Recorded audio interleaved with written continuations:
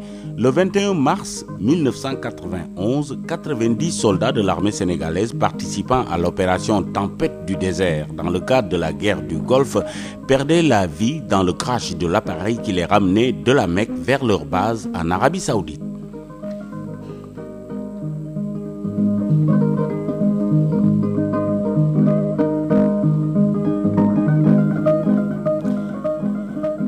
Le jeudi 21 mars 1991 à 5h20 heure locale, 2h20 du matin à Dakar, l'appareil C-130 qui ramenait 93 soldats sénégalais à leur base de Safaniya après qu'ils eurent accompli leur Umrah amorce son atterrissage sur la piste de Ras Mishab. Brouillard, vent de sable, fumée s'échappant des puits de pétrole du Koweït en feu. Toujours est-il que le ciel s'était obscurci, rendant la visibilité quasi nulle. L'avion tenta de se poser quand même. C'est en tentant cette manœuvre qu'il avait raté la piste d'une dizaine de mètres, avait culbuté et explosé sous la violence du choc. Les secouristes arrivés quelques instants plus tard ne retirèrent des décombres de l'appareil que 4 blessés. L'un d'eux devait d'ailleurs succomber des suites de ses blessures. Les 3 autres avaient été quant à eux hospitalisés à Dubaï. 90 soldats sénégalais et l'équipage du C-130 auront perdu leur vie dans cette catastrophe aérienne. La triste nouvelle avait été annoncée au peuple sénégalais par M. Medoune Fall, ministre des Forces armées, à travers une déclaration radiodiffusée. Chez plus d'un Sénégalais, le premier réflexe, comme c'est toujours le cas lorsqu'un événement tragique survenait, le premier réflexe avait été le refus d'accepter l'évidence. Ensuite, le premier moment de stupeur passé, c'est une douleur sans nom, immense, qui s'était abattue sur tout le pays. Ainsi, nos valeureux soldats, nos djambars étaient tombés sur le champ de l'honneur et de la foi.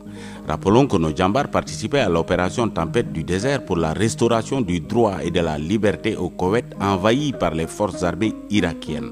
Dans ce conflit également connu sous le nom de Première guerre du Golfe, les soldats sénégalais étaient basés en Arabie Saoudite. Au moment où les armes s'étaient pratiquement tues et que toutes les possibilités de reprise des hostilités étaient a priori écartées, le roi Fahd d'Arabie Saoudite avait tenu à récompenser nos djambars en permettant à ceux d'entre eux qui le désiraient d'effectuer la Umrah à la Mecque. C'est ainsi que 95 militaires, cadres et hommes de troupes avaient effectué le pèlerinage tant souhaité par tous les musulmans. C'est sur le chemin du retour à leur base que l'irréparable était arrivé sous la forme d'une catastrophe aérienne dont les causes n'avaient pu à l'époque être déterminées. Devant ce cruel coup du destin, le chef de l'État avait décrété un deuil national de 8 jours et avait également adressé ses condoléances émues à son Altesse le roi Fahd bin Abdulaziz d'Arabie Saoudite et au peuple saoudien profondément affecté par la catastrophe. Par l'intermédiaire de M. Medoune Fall, ministre des Forces armées, le chef de l'État avait aussi témoigné toute sa compassion aux familles des disparus et invité la nation tout entière à observer le deuil national au cours duquel les drapeaux avaient été mis en berne et toutes les réjouissances populaires interdites.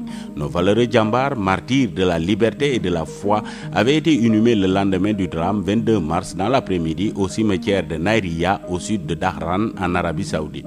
Le cimetière en question, qui avait été créé par les autorités saoudiennes peu avant l'ouverture des hostilités, était réservé aux éventuelles victimes de la guerre du Golfe.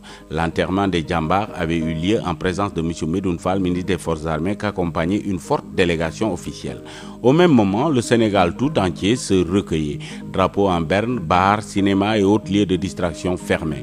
Le surlendemain, vendredi 23 mars, premier vendredi du mois béni de Ramadan, des prières avaient été dites dans tous les lieux de culte, mosquées ou églises, pour le repos de l'âme de nos vaillants djambars.